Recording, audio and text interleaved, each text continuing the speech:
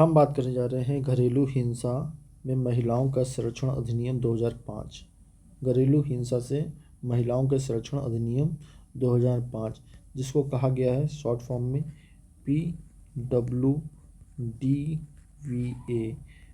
2005, protection of women from domestic violence act 2005 के तहत, ठीक है, 2005 जब भारतीय संविधान में अंतर्गत घरेलू हिंसा के संबंध में प्रावधान दिया गया है, ठीक है, जो कि क्या है, PWD में सीधे संविधान में नहीं लिखा गया है, सीधे संविधान में नहीं लिखा गया है, लेकिन इसकी आधार संविधान के मौलिक अधिकार से, फंडामेंटल राइट से संबंधित हैं। जैसे कि अनुच्छेद 14 में कहा गया है समानता का अधिकार।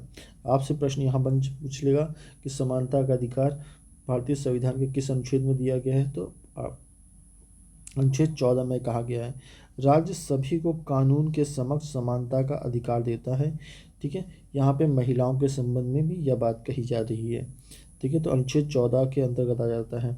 अनुच्छेद 15(3) में महिलाओं के लिए विशेष प्रावधान की बात कहता है भारतीय संविधान के अनुच्छेद 15(3) में कहा गया है कि महिलाओं के लिए विशेष प्रावधान है। राज्य महिलाओं के हित में विशेष कानून बना सकती है। राज्य क्या कर सकती है, महिलाओं के हित के लिए विशेष कानून बना सकती है। इसी अनुच्छेद के आधार पर PWDVA 2005 बनाया गया है, ठीक है, 2005 बनाया गया है। अनुच्छेद अब यहाँ पे 19(1)(e) के तहत कहीं भी रहने का अधिकार, कहीं पर भी रहने का अधिकार के अंतर्गत महिलाओं को भी कहीं पर भी रहने का अधिकार 19(1)(e) के तहत दिया गया है। महिलाओं को पति ससुराल वालों के द्वारा घर से निकालना असंवैधानिक है। क्या है, असंवैधानिक है। महिलाओं को पति ससुराल वालों द्वारा घर से निकालना भी क्या है, असंवैधानिक है। तो अनुच्छेद 19(1)(e) के अंतर्गत यह क्या है, एक अपराध में की श्रेणी में आता है। अब अनुच्छेद 21 के अंतर्गत जीवन और व्यक्तिगत स्वतंत्रता का अधिकार, महिलाओं को भी जीवन तथा व्यक्तिगत स्वतंत्रता का अधिकार दिया गया है। आपसे प्रश्न पूछेगा जीवन तथा व्यक्तिगत स्वतंत्रता का अधिकार किस अनुच्छेद के अंतर्गत है, तो अनुच्छेद 21 के अंतर्गत है, ठीक है।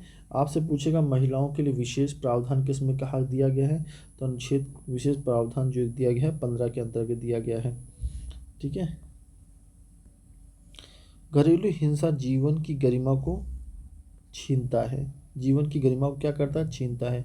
इसमें सुप्रीम कोर्ट ने कहा right to live with dignity includes rights to live free from the violence, ठीक, यह बात कही है, सुप्रीम कोर्ट ने कही है। अनुच्छेद 39A, 39D, 39E के अंतर्गत DPSPS, जिसके अंतर्गत बात कही गई है, नीति निर्देशक तत्व के अंतर्गत बात कही गई है, महिलाओं को सुरक्षित वातावरण की बात कही गई है। 39A के अंतर्गत, 39D के अंतर्गत समान अवसर की बात कही गई है, और 39E के अंतर्गत हिंसा व शोषण के सुरक्षा की बात कही गई है, ठीक है। नीति निर्देशक तत्व के अंतर्गत क्या कहा गया है, 39 महिलाओं को सुरक्षा के लिए एक वातावरण का निर्माण किया जाएगा, और उनके समान अवसर के लिए 39D की बात की गई, समान वेतन, ठीक है। और 39E के अंतर्गत हिंसा व शोषण से सुरक्षा की बात की जाएगी। E वायलेंस, D फॉर समानता की बात, समान अवसर, समानता सैलरी के अवसर, महिलाओं को सुरक्षित वातावरण के 39A के अंतर्गत यह भाग 4 में नीति निर्देशक तत्व की बात की गई है। अब भारतीय न्याय संहिता में इसके संबंध में 2023 घरेलू हिंसा के संबंध में बात कही गई है। PWDVA के सिविल प्रकृति के विशेष अधिनियम है, लेकिन इसमें कई मामलों में BNS पहले IPC की धारा में लागू होती थी, अब यह BNS की धारा में लागू होगी। 2023 से जब से ये लागू है तब से ये अभी क्या है, BNS की धारा में लागू होगी। घरेलू हिंसा का दंडनीय बनाता है। BNS की धारा 85 के अंतर्गत पति या उसके रिश्तेदार द्वारा क्रूरता कर दिखाई की जाती है, तो BNS की धारा 85 के अंतर्गत वाले अपराध की श्रेणी में आता है। यह IPC 1998A के अंतर्गत आता था पहले, जो कि आपको मैं बता दूं, आइए 26 दिसंबर 1983 में संशोधन द्वारा जोड़ा गया था। द्वारा जोड़ा गया आईपीसी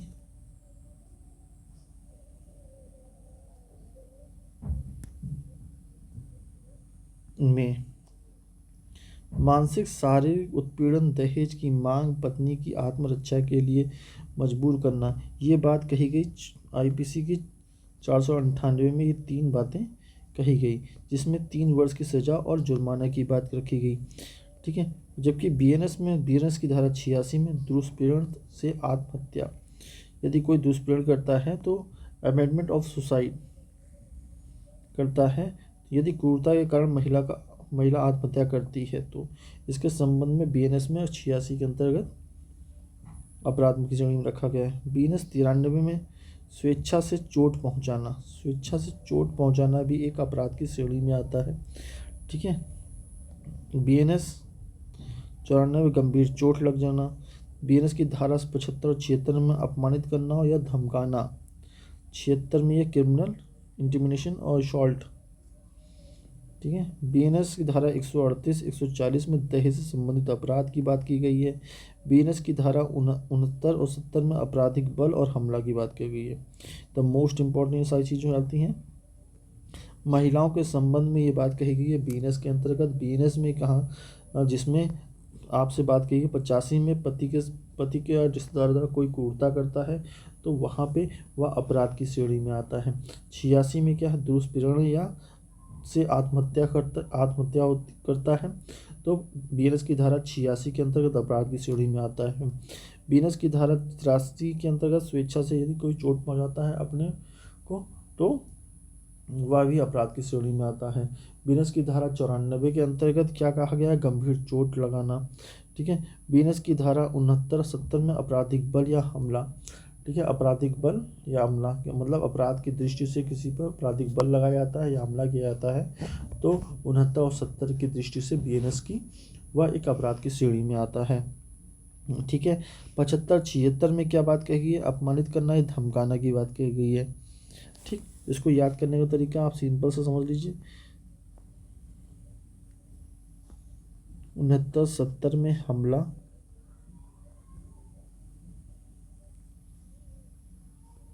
ठीक है, पहले आपराधिक बल,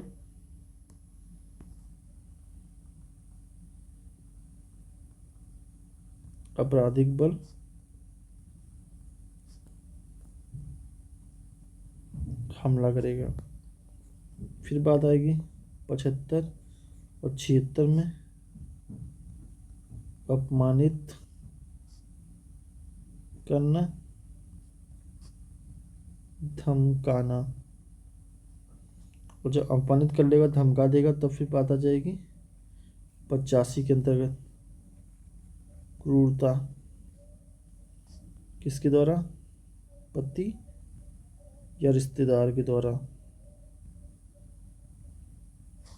86 के अंतर्गत उस प्रेरण के आधार पर आत्महत्या कर लेता है। ठीक है। अब यहाँ 85 86 हो गया। अब 93 94 138 140। 93 में बात कही जाती है स्वेच्छा से चोट पहुंचाना। अब आत्महत्या करी लेकिन उसे वो आत्महत्या की श्रेणी में नहीं आया लेकिन वो चोट लग गई तो स्वेच्छा से चोट पहुंचाना।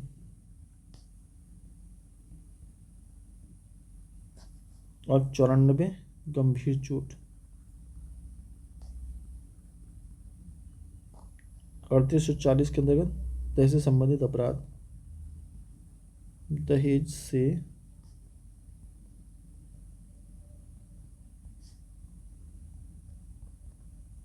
ये क्या है, बीएनएस की धाराएं हैं महिलाओं के प्रति।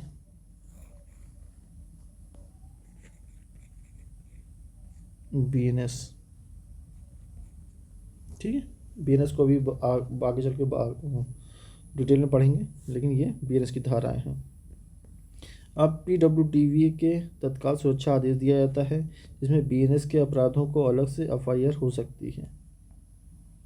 ठीक है, अब भारतीय नागरिक सुरक्षा संहिता बीएनएसएस 2023 के अंतर्गत, जो कि पूर्व सीआरपीसी था, जो घरेलू हिंसा के अंतर्गत, तो पीडब्ल्यूडीवीए 2005 में कार्रवाई सिविल प्रक्रिया की होती है, परंतु इसके प्रावधान बीएनएस में लागू होते हैं।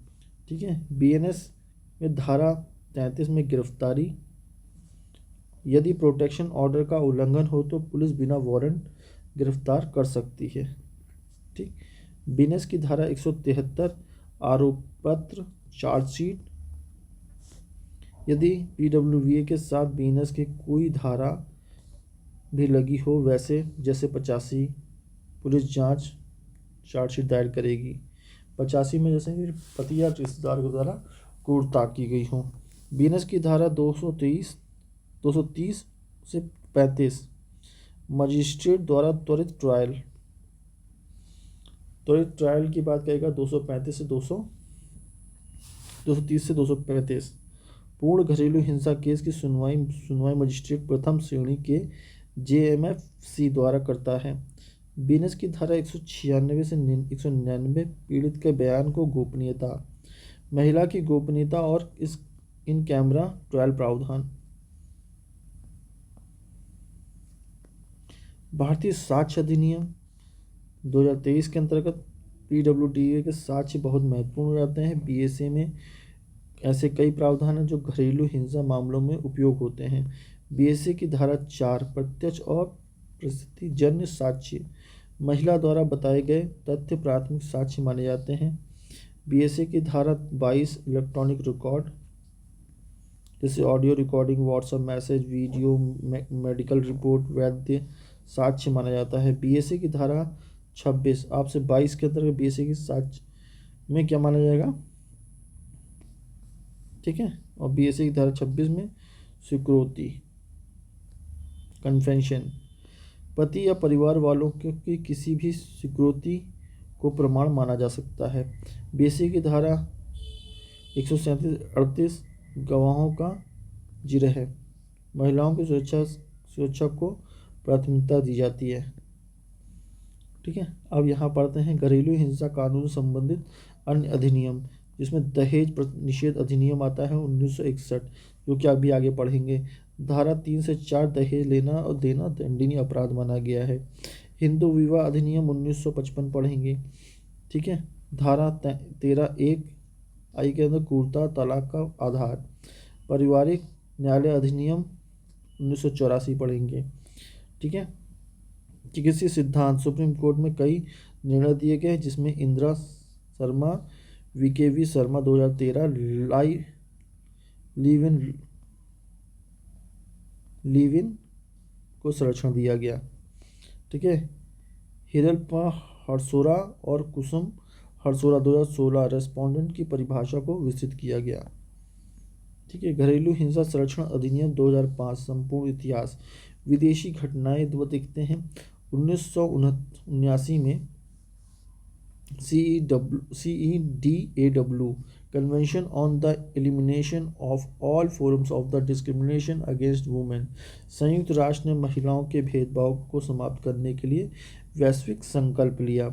1993 में UN declaration on the elimination of violence against women, घरेलू हिंसा को मानवाधिकार उल्लंघन घोषित किया गया। ये कब किया गया, आपसे क्वेश्चन पूछेगा, घरेलू हिंसा को मानवाधिकार उल्लंघन घोषित किया यूएन के द्वारा, तो 1993 में। ठीक है, 1994 में US violence against women act, ठीक है, यूएसए के द्वारा घरेलू हिंसा, यौन शोषण और उत्पीड़न के खिलाफ सख्त प्रावधान दिए गए। 2004 में यूके द्वारा डोमेस्टिक वायलेंस और क्राइम्स एंड विक्टिम एक्ट लागू किया गया, महिलाओं की सुरक्षा और सिविल क्रिमिनल उपाय के साथ। ऑस्ट्रेलिया, कनाडा और साउथ अफ्रीका में पहले ही ये घरेलू हिंसा के खिलाफ प्रोटेक्शन ऑर्डर की व्यवस्था थी, जिसमें भारत ने उससे प्रेरणा ली। ठीक है, आपसे इन द और घटनाओं का भारत में क्या असर पड़ा। 1983 में आईपीसी की धारा 498A जोड़ी गई, जिसमें पति या ससुराल वालों द्वारा क्रूरता दंडनीय अपराध बनाया गया 1993 में, ठीक है, 83 में। 1990 में महिलाओं के अधिकार के लिए आंदोलन तेज हुए एनजीओ के द्वारा। 1995 में राष्ट्रीय महिला आयोग ने घरेलू हिंसा की रिपोर्ट दी और कानून की सिफारिश की। 2001 में पीडब्ल्यूवीए का पहला ड्राफ्ट तैयार होकर संसद में पेश किया गया। 2002 में से 2005 संसदीय स्थायी समिति ड्राफ्ट की समीक्षा की गई। राज्यों और महिलाओं के संगठन का सुझाव लिया गया। 13 सितंबर 2005 में संसद ने घरेलू हिंसा महिलाओं का संरक्षण अधिनियम 2005 पारित किया। 26 अक्टूबर अधिनियम को भारत में लागू कराया गया। न्यायालय की क्या भूमिका रही? 2010 में SR बत्रा विस via Taruna Batra. Supreme court महिला को शेयर्ड हाउस होल्ड साझा निवास का अधिकार सीमित रूप से दिया गया। ससुराल वालों की संपत्ति का अधिकार।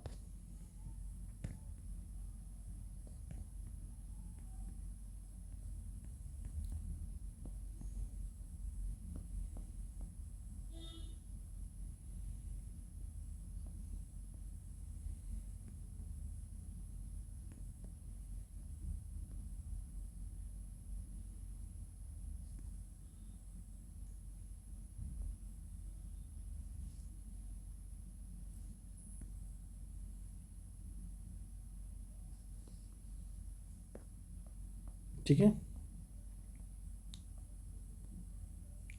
और 2013 में Indira Sharma via VKV Sharma supreme court leave in relation को और अधिनियम को दायरे में माना। 2013 को इंदिरा शर्मा वाया VK शर्मा को, ठीक।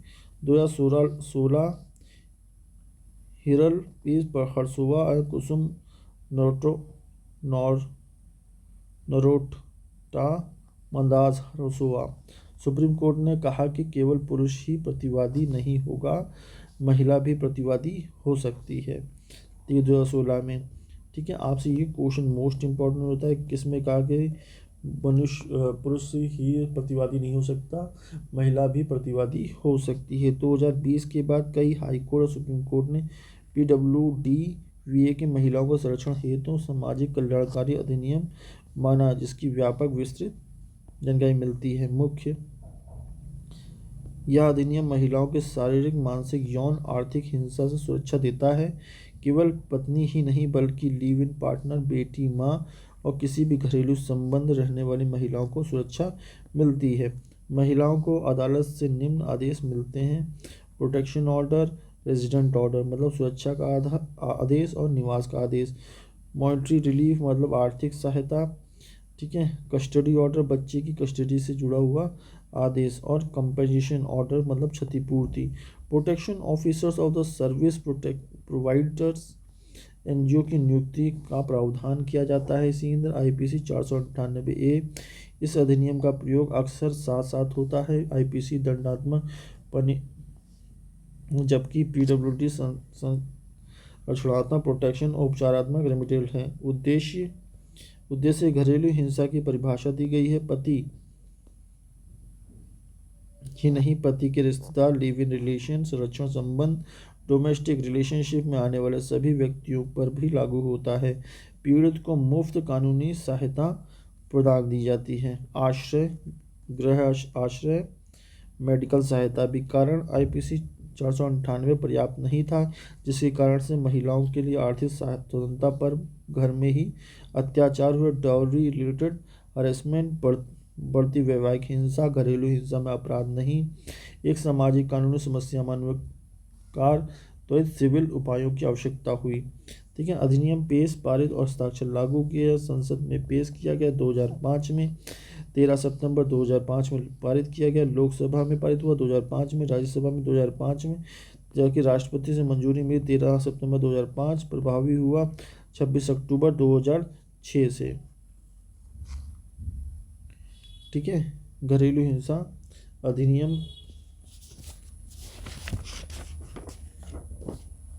लागू हुआ 26 अक्टूबर 2006 से। मोस्ट इम्पोर्टेंट, संविधान में कहाँ से निर्देशित किया? घरेलू हिंसा अधिनियम संविधान के प्रावधानों से प्रेरित है, जिसमें मैंने अभी बताया 14 में समानता का, अनुच्छेद 15 में 15(3) में महिलाओं के लिए विशेष प्रावधान, 21 में जीवन और व्यक्तिगत स्वतंत्रता का अधिकार, 19(1)(e) के अंतर्गत देश में कहीं पर भी रहने का अधिकार की बात कही जाती है, जिसमें भी ससुराल तथा मायके दोनों की बात की जाती है, और पति के हाउस होल्ड में लेने की। राज्य की नीति निर्देशक तत्व, जिसमें 39(a) की बात की जाती है, 39(d) की बात की जाती है, 39(e) की बात की जाती है। पुरुष और महिला दोनों के लिए समान साधन की बात की जाती है, समान मजदूरी की बात की जाती है, ठीक है। और अनुच्छेद 42 में मातृ सुरक्षा की बात की जाती है, और अनुच्छेद 47 में पोषण का स्तर बढ़ाने की बात की जाती है। अनुच्छेद 51(a)(e) के महिलाओं के प्रति सम्मान की बात की जाती है। मोस्ट इम्पॉर्टेंट, महिलाओं के प्रति सम्मान की बात कौन सी धारा में की जाती है? तो 51(a)(e) के अंतर्गत की जाती है, मोस्ट इम्पॉर्टेंट।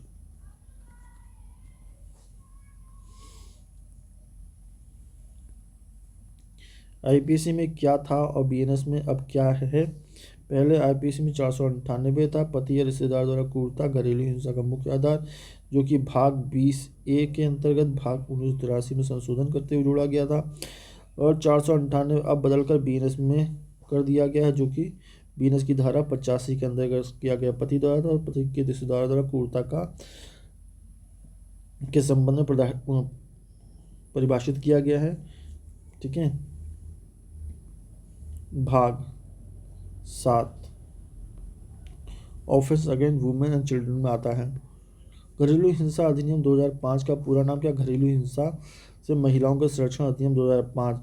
अंग्रेजी में इसे कहते हैं protection of the women from the domestic violence act 2005, PWDVA 2005। घरेलू हिंसा 2005 का रचना, इसमें कुल 5 अध्याय हैं और 37 धाराएं हैं। अध्याय 1 प्रारंभिक प्रिमिली में धारा 1 से लेकर 3 तक की बात की गई, जिसमें धारा 1 में संक्षिप्त नाम, विस्तार और लागू होने की तिथि के बारे में की गई थी। नाम, protection of the women from the domestic violence act 2005 लागू कब हुआ? लागू का कहाँ पर? पूरे भारत में, जम्मू कश्मीर सहित। लागू होने की तिथि 26 अक्टूबर 2006, ठीक है। परिभाषा, धारा 2 के अंतर्गत परिभाषाओं की बात की जाती है, जिसके अंतर्गत परिभाषाएं दी गई हैं, जिसमें कई ऐसे शब्द हैं जिनको परिभाषित किया गया है। जैसे एग्रीव्ड पर्सन कौन है? एग्रीव्ड पर्सन कौन है? पीड़ित व्यक्ति की बात कीजिए। जहाँ पर भी एग्रीव्ड पर्सन की बात आ जाएगी, वहाँ पर उसका मतलब है कि पीड़ित पर्सन या पीड़ित महिला या पुरुष, ठीक है। रेस्पोंडेंट मतलब होता है प्रतिवादी, पति, यहाँ पे पति और संबंधित व्यक्ति की बात की जाती है। डोमेस्टिक रिलेशनशिप, पारिवारिक संबंध, खून, विवाह, गोद लेना, लिव इन इत्यादि। डोमेस्टिक रिलेशनशिप की परिभाषा दी गई है यहाँ पर कि परिवार संबंध, खून, विवाह, गोद लेना या लिव इन आदि। शेयर हाउस होल्ड, साझा निवास स्थान। प्रोटेक्शन ऑफिसर्स कौन है? नियुक्त अधिकारी। और अन्य कानूनी शब्द इसमें परिभाषित किए गए हैं, ठीक है। अगर इसमें परिभाषा की बात की जाए तो अध्याय 2 धारा 2 के अंतर्गत धारा 2 में पीड़ित व्यक्ति के बारे में बात की गई है, और धारा 2F में घरेलू नातेदारी की बात की गई है, और धारा 2S में साझा घर की बात की गई है। अब धारा 3 में घरेलू हिंसा की परिभाषा दी गई है। धारा 3 में क्या कर दिया गया है? घरेलू हिंसा की परिभाषा दी गई है, जिसके अंदर शारीरिक क्या है? शारीरिक फिजिकल क्या है? फिजिकल की परिभाषा दी गई है। मानसिक, भावनात्मक, इमोशनल की परिभाषा दी गई है। यौन, सेक्सुअल, आर्थिक, इकोनॉमिकल। याद करने के लिए PMSC, फिजिकल, मेंटल, सेक्सुअल और इकोनॉमिक। मतलब धारा 3 के अंतर्गत परिभाषा दी गई है PSME की। अध्याय 2 में घरेलू हिंसा से संरक्षण की बात की गई है। घरेलू हिंसा से संरक्षण की बात की गई है धारा 4 से लेकर 11 तक, जिसमें धारा 4 में शिकायत कौन करेगा इसकी बात करता है पीड़ित महिला, कोई पड़ोसी, रिश्तेदार या NGO। धारा 4 में घरेलू हिंसा से कोई व्यक्ति पीड़ित होगा तो वह उसके संरक्षण के लिए धारा 4 में शिकायत कौन करेगा उसके संबंध में बात कही गई है। धारा 5 में शिकायत मिलने पर मजिस्ट्रेट पर अग्रेसित किया जाएगा, मतलब मजिस्ट्रेट के सामने पेश किया जाएगा। धारा 5 में जब पेश किया जाएगा तो उसके मजिस्ट्रेट उसकी बातों को सुनकर उसके लिए आवासीय सुरक्षा में भेजेगा, जो कि धारा 6 में बात करी गई है। ठीक है, आवासीय सुरक्षा में भेजने का अधिकार की बात कही गई है। धारा 7 में चिकित्सीय सहायता दिलाने के प्रावधान किया गया है, और धारा 8 में प्रोटेक्शन ऑफिस की नियुक्ति की बात की गई है।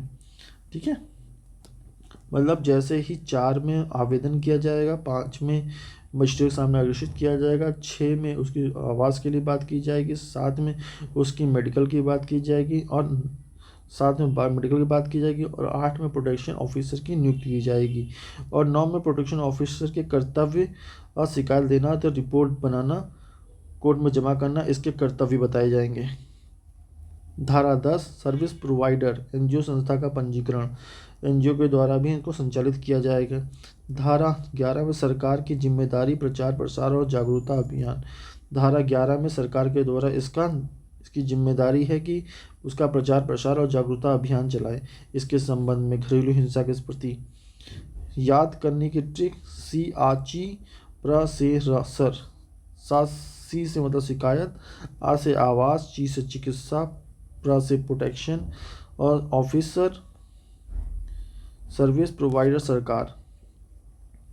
अध्याय 3 न्यायालय द्वारा आदेश, इसमें